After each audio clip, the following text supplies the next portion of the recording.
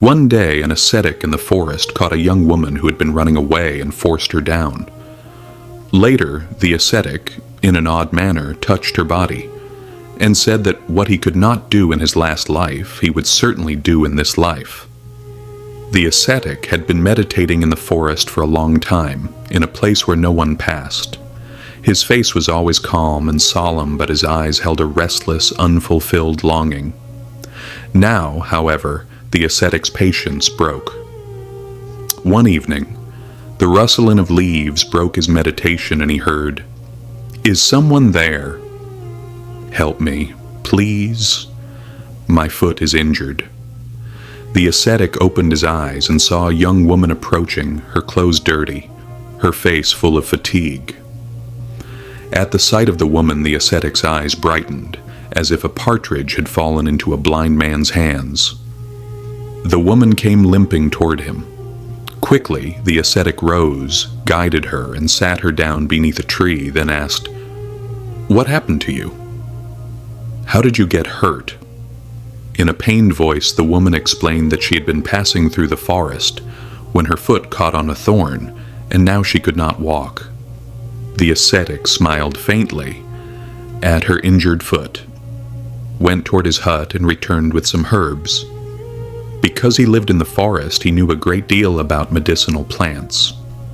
He applied an ointment to the woman's wound and, in a strange way, began to rub and massage her foot. The woman did not understand what was happening, but she felt immediate relief and looked at the ascetic with grateful eyes. Her gaze was full of trust. She, however, was unaware of the ascetic's other side. Night had fallen. The ascetic said, "It's not right for you to go anywhere in the forest at night. Stay here." Hesitantly, the woman agreed. A flower of desire seemed to bloom in the ascetic's heart. The woman sat down on the grass beneath a banyan tree. The ascetic lit a small fire nearby, and the two sat silently. The ascetic kept glancing at the woman, as if wanting to say something, but unable to. Soon, both fell asleep. During the night, the ascetic rose and again looked at the woman with an eager gaze. He placed his hand on the injured foot and continued to rub it. Then, moving his hand slightly above her salwar, he stroked her leg. The ascetic found a strange peace in touching the woman's foot, but the tired, vulnerable woman did not notice. Love was visible in the ascetic's eyes, and at the same time he felt sorrow, fearing the chance might slip away. Such an opportunity had been rare for him. Seeing that the woman was still there, life seemed to return to him. The ascetic asked, "Your foot still isn't fully healed. Where will you go in this condition?" The woman said, "I was looking for a way out of this forest." When the ascetic heard this, a peculiar fear of losing her flickered across his face. He said, "Until your foot heals, I won't let you go anywhere," the ascetic said. The young woman was surprised to hear this, but didn't take it seriously. She thought maybe he said it because of her injured foot. Unaware of the ascetic's true nature, the innocent girl agreed to stay. Evening came. The ascetic offered her some food, but the ascetic had secretly mixed something in it. As soon as the woman ate, she fell asleep, and the ascetic's hidden desires awakened. He gently touched her body in a strange way, as if he was feeling a strange peace. Because of the effect of the herbs, the unconscious woman was completely unaware of what was happening. She noticed nothing. Then the ascetic softly touched her forehead and whispered, "Just 1 or 2 more nights, and then I'll have everything." Saying this, he placed her head on his lap, running his fingers through her hair. With an eager gaze, he looked at her face. The young woman, lost in deep sleep, remained unaware of everything. In the morning, both the ascetic and the woman woke up. The ascetic went to the forest to collect some herbs, and the young woman went to the nearby pond to bathe. While she was bathing, the ascetic returned to the tree and, not finding her, began to search everywhere. A fear of losing her flashed in his eyes. Searching, he reached the pond and saw her bathing. Seeing her, his heart filled with relief and calm. He stared at her silently, as if thirsty for her presence. As the woman began to dress, the ascetic quickly returned to sit under the tree, pretending he had been there all along. When she came back, she asked him the way out of the forest. But the ascetic repeatedly told her not to go and said, "Stay here for 2 or 3 days, I'll heal your foot completely with herbs." After his insistence, the woman agreed.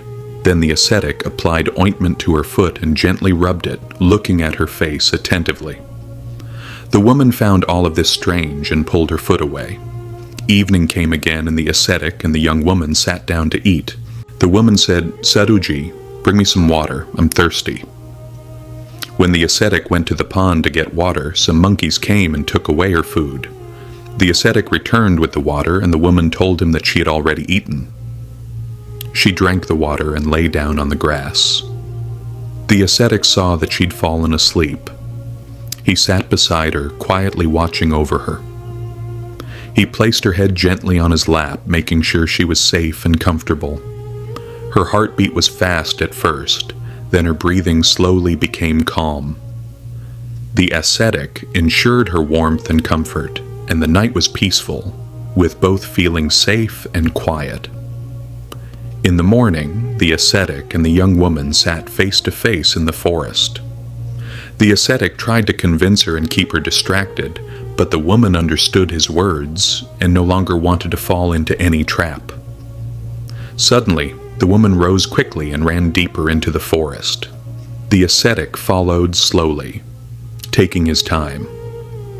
The woman moved forward, shouting with a mixture of fear and courage, while the ascetic searched for her as he went along. After a long time of running and searching, the ascetic stopped the woman near a tree. He said, "Do not be afraid, I will do nothing to you, just stay safe and listen to me." The woman froze in fear, but seeing the ascetic's protective behavior, she felt some relief. She looked at him and said, "Okay, I will follow your words, just let me stay safe." The ascetic smiled and said, "Tonight, under the full moon, everything will be safe." The moonlight glittered through the leaves of the tree, and far away in the forest, the bleating of sheep could be heard. The two of them spent the night under the tree. The woman pretended to sleep, though she was not sleepy. The ascetic sat beside her, caring for her safety and comfort.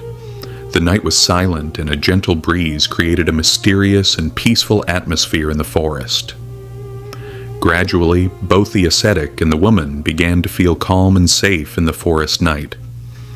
In the morning, the ascetic placed the woman's head on his lap and carefully ran his fingers through her hair. He recited some mantras to ensure her safety and comfort. Through her silence, the woman showed trust and faith in the ascetic. When the woman moved inward, the ascetic showed her a stone on which something was written.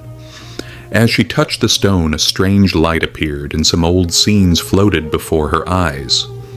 The woman became emotional and began to cry. The ascetic said, "Yes, it is me.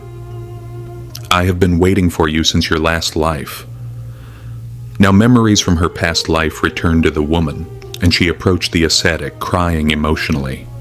The ascetic explained, "After you left, I gave up the complexities of the world and came to meditate in the forest.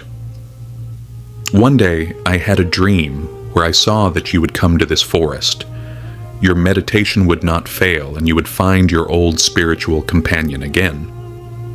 The ascetic lifted the woman and said, "In this life, our relationship is not that of husband and wife, but soul to soul." The woman looked into the ascetic's eyes and gradually calmed down. The moonlight shimmered through the leaves of the forest, and the two felt peace in each other's presence. The ascetic smiled and asked, "Have you ever truly loved someone? And do you believe in the memories of past lives?" The woman slowly nodded. In the forest night, the ascetic and the woman felt peace and serenity in each other's presence. That night became memorable and spiritually significant for both of them.